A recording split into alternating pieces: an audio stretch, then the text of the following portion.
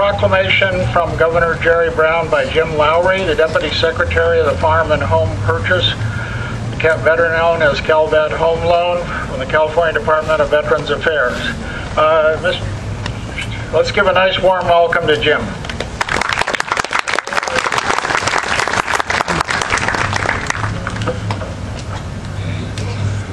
Well, I don't have a story, but I do have the governor's proclamation. So let's jump right into it in the sake of time. The proclamation by the governor of the state of California: on Memorial Day, we pay tribute to Americans who have suffered and died in war. The custom of marking this day originated just after the Civil War. To heal the wounds of war, Americans in all parts of the country began decorating the graves of the dead with flowers, a universal symbol of the renewal of life. As a small step in the lengthy task of reuniting a nation divided, we chose to honor all the dead, Union and Confederate, regardless of our own allegiances during that terrible struggle.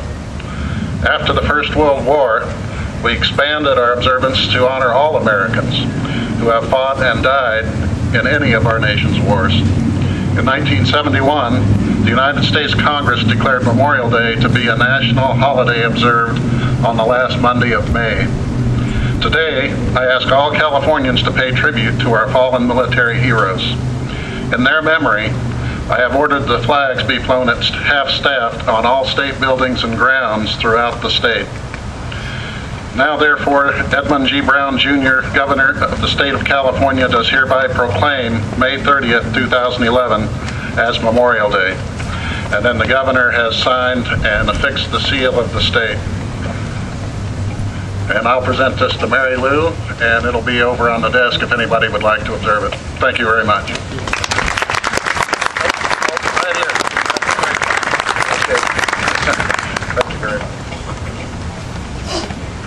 Afternoon, ladies and gentlemen.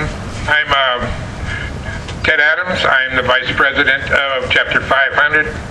I'd like to thank the Governor for his proclamation and welcome all you fellow brothers and sisters home. Welcome home.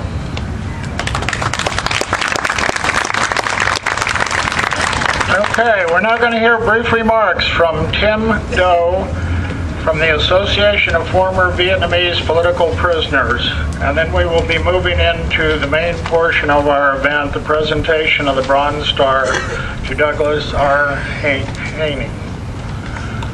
Mr. Doe, please let's give our compatriots from Vietnam a nice warm welcome.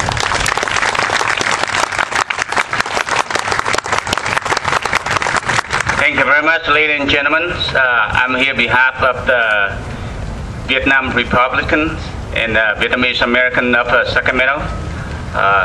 We're here today to celebrate. We want to make sure every year we come here to remember who sacrificed for their life, for the freedom for us. Thank you very much.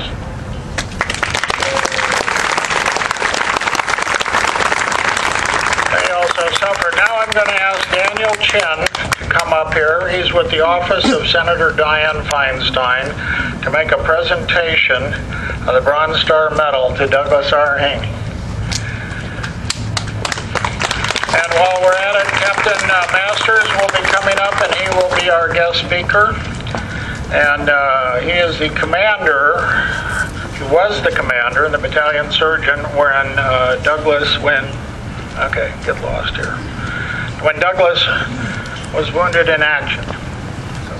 Thank you. I'd like to thank you all for having me here on this beautiful Memorial Day. The senator regretfully could not make it, but she did want us to present a flag in honor of Mr. Haney. This flag was flown over the Capitol, so I'd like to present that first off to you.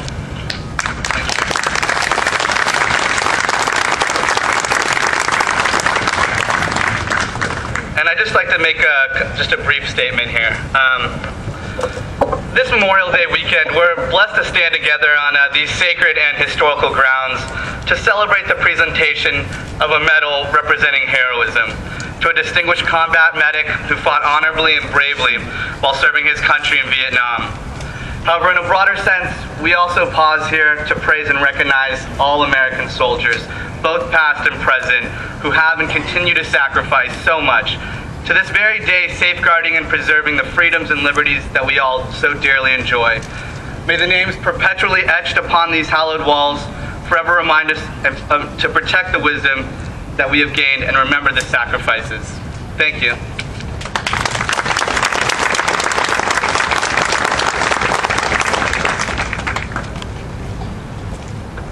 In the interest of time, I'll cut my remarks to about 2 hours.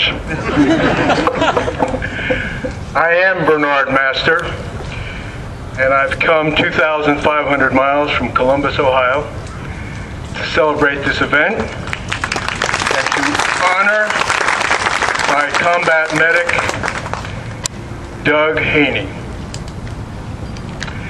Before I begin my remarks, I do want to say I've seen a lot of Vietnam memorials. This is one of the best. It is moving.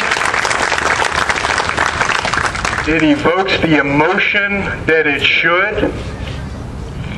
It's appropriate. It's well located for everyone to see. And it's dignified. And I've looked at the names. There's only one name on there from my unit, Captain Mayhew. But it doesn't matter because we are all one. And one are all. And so, honored guests, fellow Vietnam veterans, men and women of the uniformed fighting forces, I'm proud to stand here and tell you that 32 years ago, I went 14,000 miles, and that's where my life first intersected with Doug Haney. I was a battalion surgeon for 1st of the 61st, 1st Brigade, 5th Mechanized Infantry Division. Doug Haney was one of my senior medics. Over the course of the year, I probably commanded 200 medics. He was one of my best. The 5th Mech was located in Quang Tri, Northern I Corps. We were on the DMZ. We had 4 major battles. We are here today to honor Doug Haney with a Bronze Star with V device that was awarded to him April 28, 1969. I don't know if that's a record, but in the fog of war, he was overlooked. Of all the men who served with me, and it was a very active unit, only 3 of my medics received any medals of valor. I think we were overlooked, but it didn't matter to us because, like Doug, every single moment of every single day, we were doing our job. We didn't want medals. We didn't think about medals.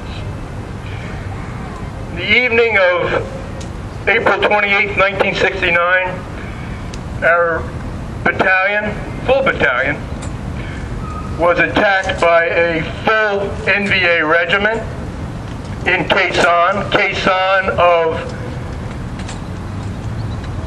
Marine memory, where the Marines held off a greater enemy force for over 6 weeks. We were there a year later. The remnants and scars of that battle still were there.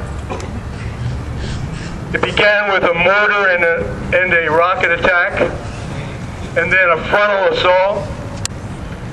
We saw the power of the NVA. These were not chumps. We didn't beat chumps. These were regular Army, uniformed, haircuts, well-trained, disciplined, good leadership, and we beat them. We never lost a battle in Vietnam. We never lost a tank battle. We never lost an air battle. And in the end, we never lost a ground battle. These were very good fighters. They showed us everything. They hit us with RPGs, flamethrowers, Bangalore torpedoes to open up our perimeter. There was close combat, hand-to-hand fighting. During all this, Doug Haney and two of my other medics, Doc White and Billy Scarberry, were gathering the wounded and putting them in our bunker, a bunker formed by a B-52 blast. Over 30 wounded were there. And Doug and Doc White and Doc Scarberry formed a defensive perimeter around our wounded and fought off wave after wave of charging NVA. I asked Doug, how many clips did you go through in your F-16? He figured it was about 20. That was 2 hours of fighting. Most of us out there have been there. You know what I'm talking about. When the morning came, the fog cleared.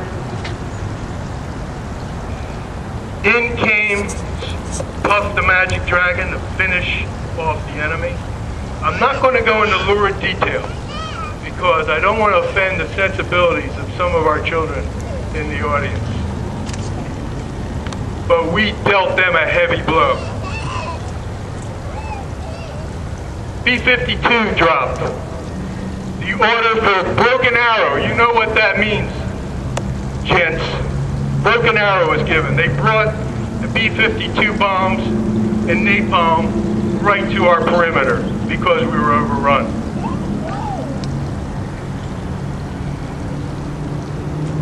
When full daylight came, the enemy retreated. We inflicted heavy casualties on that regiment. They inflicted casualties on us. We lost 8 dead. We had 30 wounded.